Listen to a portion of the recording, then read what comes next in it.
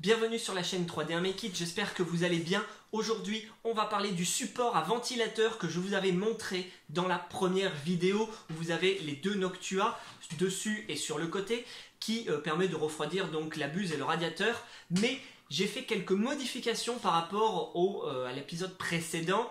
Vous avez pu voir également, pour ceux qui suivent la première vidéo, un petit commentaire d'une personne et que je remercie encore pour avoir un peu débattu sur le fait d'avoir un Noctua en 12 volts, mais il y a normalement l'alimentation interne qui est en 24 volts. Donc on va parler de tout ça juste après. Je vais vous montrer aussi, j'ai modifié alors moi-même non, mais j'ai trouvé un support modifié venant de la CR10 adapté pour l'Alphawiz U20 sans aucun problème.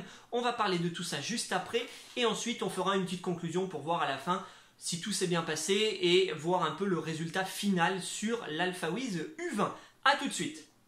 Nous voilà en présence des deux pièces, celle de droite qui est l'ancienne, celle de gauche qui est la nouvelle. Je tiens à préciser que celle de gauche, c'est une pièce adaptée normalement pour la CR10, donc aucun problème puisque les châssis Alphawiz U20 et CR10 sont quasiment les mêmes. Il n'y a pas de souci, la pièce de CR10 s'adaptera sans aucun souci. Alors on va juste rapidement faire le point. Donc on ne va pas parler des fixations radiateurs puisque c'est exactement les mêmes, ça ne change pas. On va juste parler des buses latérales de sortie d'air ainsi que le haut, là où le Noctua est positionné et fait rentrer l'air de chaque côté des buses. Donc ici, comme vous pouvez voir, on a une très belle ouverture, d'accord? Très belle ouverture, bien carrée, bien propre. Ça fait rentrer l'air, hop, et ça rentre directement. Sachant que là, je peux y mettre mon doigt.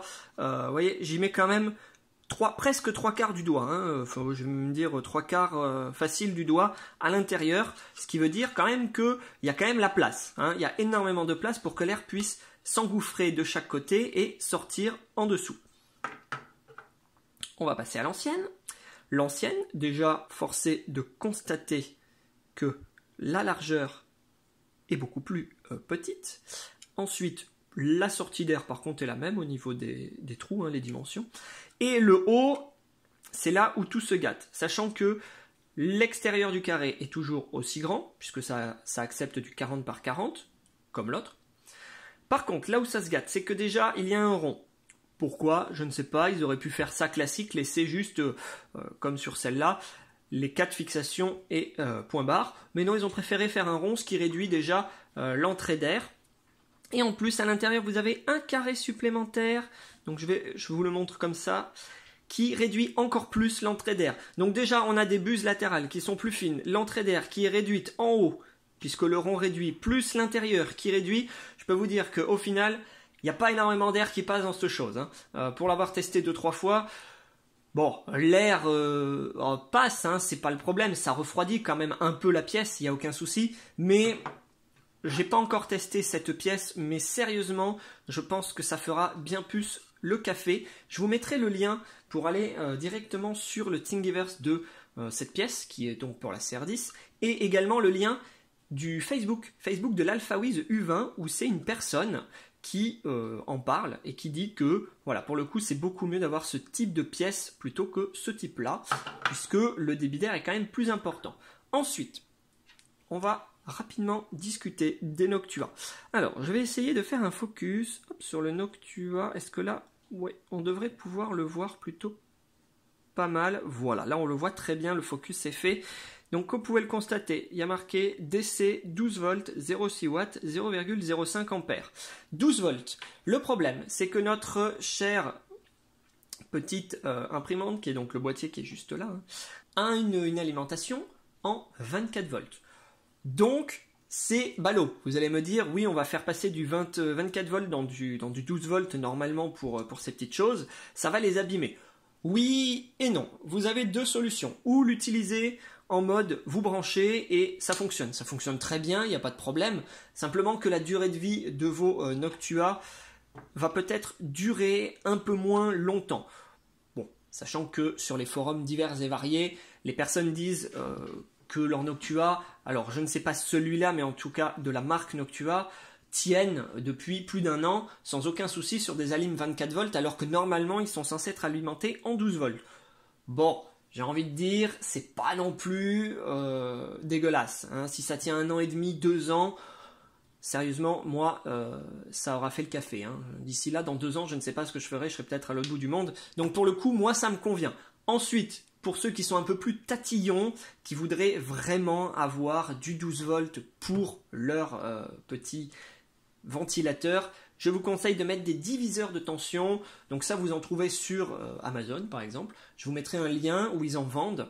Vous branchez ça donc à la sortie de l'alimentation 24 volts de l'AlphaWiz qui part dans les câbles pour alimenter le Noctua. Donc vous récupérez les câbles en fin de compte hein, de l'alimentation des Noctua. Pensez à récupérer l'alimentation des deux, hein, l'alimentation au-dessus et l'alimentation qui gère au niveau du radiateur, puisque ce sont 2 alimentations différentes, hein, il y a 4 câbles. Et vous mettez un diviseur de tension sur les 2, sachant que je crois que sur Amazon, c'est vendu en pack de 4, donc il n'y a pas de souci, vous pouvez en mettre 2. Et comme ça, vous aurez des petits Noctua alimentés en 12 volts et non plus en 24, ce qui, normalement, devrait rallonger leur espérance de vie et peut-être ne cramer que dans 4, 5, 6 ans, je n'en sais rien, peut-être même dans 7, 8 ans. Aucune idée, j'ai pas fait de test, c'est encore trop frais. Donc, je pense que pour ceux qui sont tatillons, mettez un diviseur de tension. Pour les autres, ça marche très bien. Sincèrement, ça marche très bien. Moi, ça fait maintenant 30 ou 40 heures que ça tourne avec celui-là sur l'ancien support. Je n'ai pas encore testé le nouveau. Mais voilà, ça tourne depuis une 40aine d'heures avec ce petit ventilateur-là.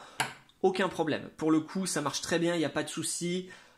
Donc, je ne pense pas qu'un diviseur de tension soit essentiel dans le sens où ça va vous faire flamber la maison.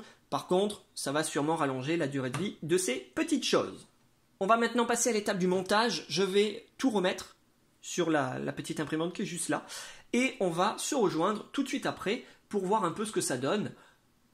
Vous ne pourrez pas tester bien sûr le débit d'air, hein, par la vidéo ça va être compliqué, mais en tout cas je ferai un test pour voir si tout fonctionne bien, sachant qu'il n'y a rien de sorcier. 2 vis à mettre ici, 4 au-dessus, 4 pour fixer celui-là, ça fait 10 au total, rien de très compliqué. Je pense que je vais y arriver. Allez, à tout de suite. Bien, comme vous pouvez le voir, le montage est terminé, donc tout s'est bien positionné. Il n'y a pas eu de problème pour les fixations là, pour les fixations du dessus. Derrière, j'ai rebranché toutes les petites cosses, donc normalement tout fonctionne. On va juste l'allumer. Voilà, parfait. Donc le premier se lance, le second s'arrête. C'est normal puisque celui du radiateur, lui, tourne en permanence alors que celui de la buse, non. Celui-là reste comme ça. Donc, j'ai lancé juste avant pour voir un petit peu si au niveau de la sortie d'air en bas, il y avait un flux plus important. Effectivement, au niveau de la sensation d'air, je sens l'air pulser. Alors qu'avec l'ancien, hein, celui-là, je ne sentais quasiment pas d'air à la sortie de ça, ou alors très très peu, et peut-être pas suffisamment pour que je puisse le sentir avec mes mains, avec mes doigts.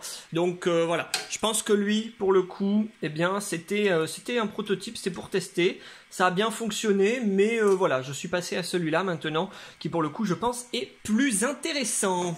Pour le support de bobine, que normalement, il doit s'adapter au niveau de la base de l'AlphaWiz U20, le boîtier de contrôle. Donc logiquement, je vais l'imprimer, je vais voir si tout fonctionne bien, je vais faire un petit timelapse. Et dans la prochaine vidéo, on parlera de ça, sachant également que je voulais aussi parler de support à rideau plafond, pas muraux, parce qu'on peut en trouver partout.